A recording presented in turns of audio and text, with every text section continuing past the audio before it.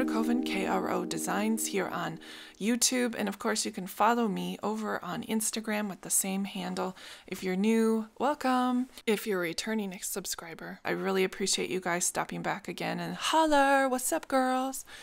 So today I'm going to talk about my layers of love, my foolproof steps to decorate my planner with a pop every single time I put my planner together for the month. And yes, I do a whole entire month at one time. That's what I'm doing here today. My pocket size, Annie Plans, Happy Scrappy, and Mommy Lhey collab I got in Houston at the Define and Flourish planner meetup. I always start with stickers. It's my easiest thing that I start with when I stick down. Obviously, you know that you can just pick one up and put it down anywhere you want. They're fantastic to layer. And don't forget to cut them apart. I love to cut them apart to make different page flags, as you can see with the dates on the upper corners.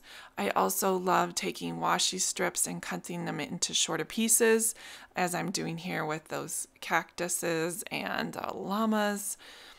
Mommy Lhey comes with 8 sheets of stickers, and of course I don't need to cut them apart to make them stretch, but I do because I think it's a great accent to add to any planner. You don't always have to take the sticker as it is. You can always cut it apart. There's no rules. That's the best part about plannering that I love. No rules, no holds barred. Do what you want the way you want to. The second thing I always use is die cuts. Every single planner spread I seem to do has a die cut. And the reason I love to use them in my planner spreads instead of just as decoration in my planners is because they're a huge space filler. I know the days of the week where I don't have a lot of activities and chores, and this pocket-sized notebook is what I use on the go. I take it with me when I'm leaving the house for the day. I just write down basically the quick things I want to get done or the things that I need to pick up at the store. So I don't forget while I'm out and about. And sometimes I actually put activities and things in there if I'm busy in appointments. But die cuts, let me rewind, die cuts are the best things for a space filler, like that little girl right there. I always seem to put them on Sundays because I don't have a lot of activities or chores, and I'm basically spending the majority of my time in my at-home planner, so I don't really need to spend a lot of time in my pocket size on the go.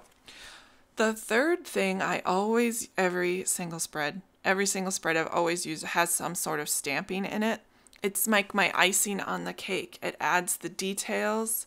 It adds a bit of handmade, hand love imperfection. I know a lot of stickers are precise, but I love the fact that stamping is such a unique way to add some personality to your planner.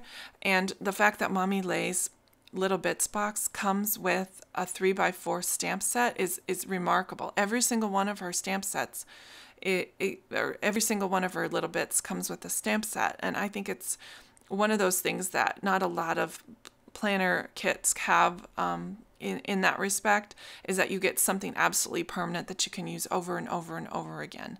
But when I was doing this pocket Traveler's Notebook, it's for the entire month. It took me 1 hour to do, and the fact that it only took me an hour is a godsend because I love to spend time with my family and getting things done in my planner otherwise. So I don't want to spend a ton of time decorating. So obviously stickers, die cuts, and stamps are the easiest way to go for me to get it done. The other thing that I did not include in this, but I sometimes use these. These are called just the icing on the cake. What I call them is the sprinkles. I would call them like enamel dots, sequins. Don't forget about journal cards. They're fantastic for tip-ins or lists on the back. Sometimes they're really good for decoration inside your planner. So those are what I call the sprinkles on my cupcakes.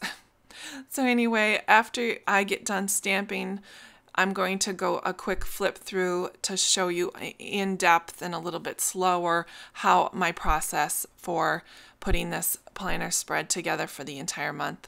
Thanks for stopping by.